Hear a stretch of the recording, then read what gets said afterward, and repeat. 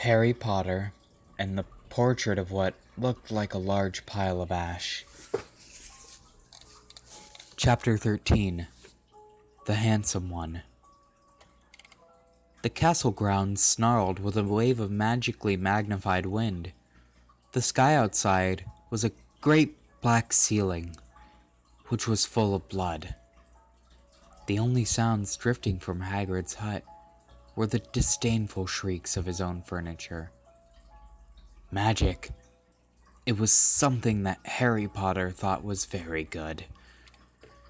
Leathery sheets of rain lashed at Harry's ghost as he walked across the grounds towards the castle.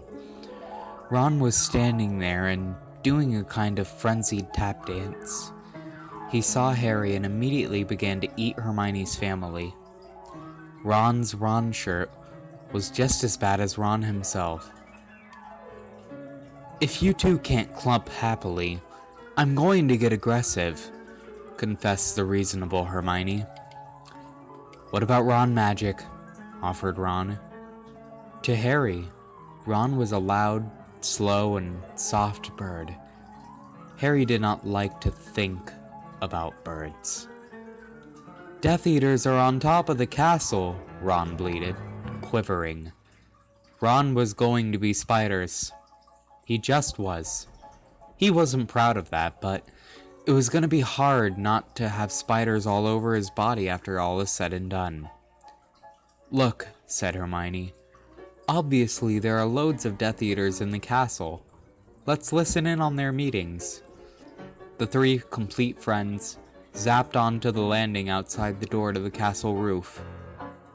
They almost legged it, but witches are not climbing.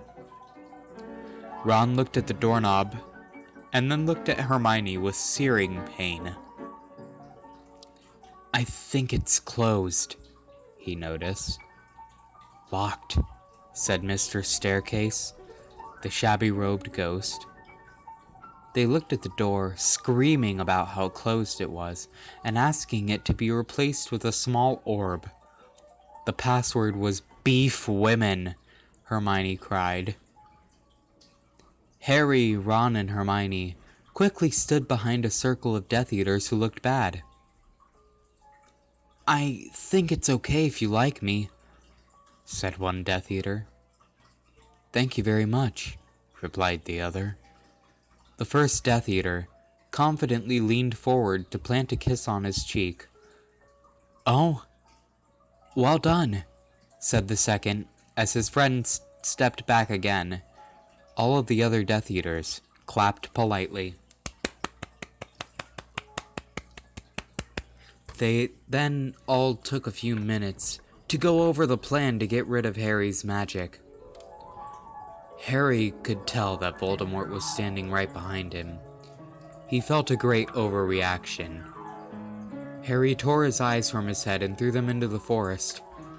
Voldemort raised his eyebrows at Harry, who could not see anything at the moment. Voldemort... "You're a very bad and mean wizard," Harry savagely said. Hermione nodded encouragingly. The tall Death Eater was wearing a shirt that said, "Hermione has forgotten how to dance." So Hermione dipped his face in mud.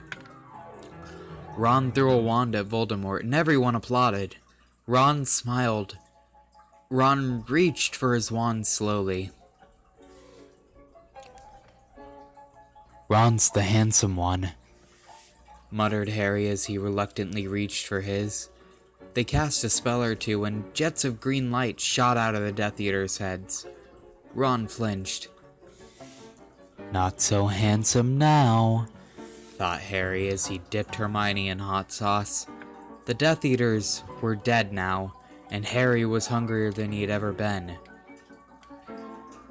The great hall was filled with incredible moaning chandeliers and a large librarian who had decorated the sinks with books about masonry. Mountains of mice exploded. Several long pumpkins fell out of McGonagall. Dumbledore's hair scooted next to Hermione as Dumbledore arrived at the school. The pig of Hufflepuff pulsed like a large bullfrog. Dumbledore smiled at it and placed his hand on its head. You are Hagrid now. We're the only people who matter. He's never gonna get rid of us, Harry, Hermione, and Ron said in chorus. The floor of the castle seemed like a large pile of magic. The Dursleys had never been to the castle, and they were not about to come there in Harry Potter and the Portrait of what looked like a large pile of ash. Harry looked around and then fell down the spiral staircase for the rest of the summer. I'm Harry Potter, Harry began yelling. The dark arts better be worried. Oh boy. The end. There's suicidal tendencies. And then there's this. Right now, I just don't think I've ever wanted to die more than this moment. Just this moment right here in time. I'm glad you spent this with me, even if it was a waste of valuable resources as well as time that you will never reclaim in your life again. You're never going to make up for this. But,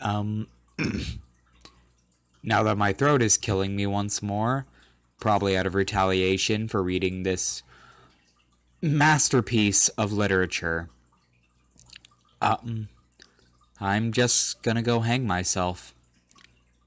Until next time, bye-bye.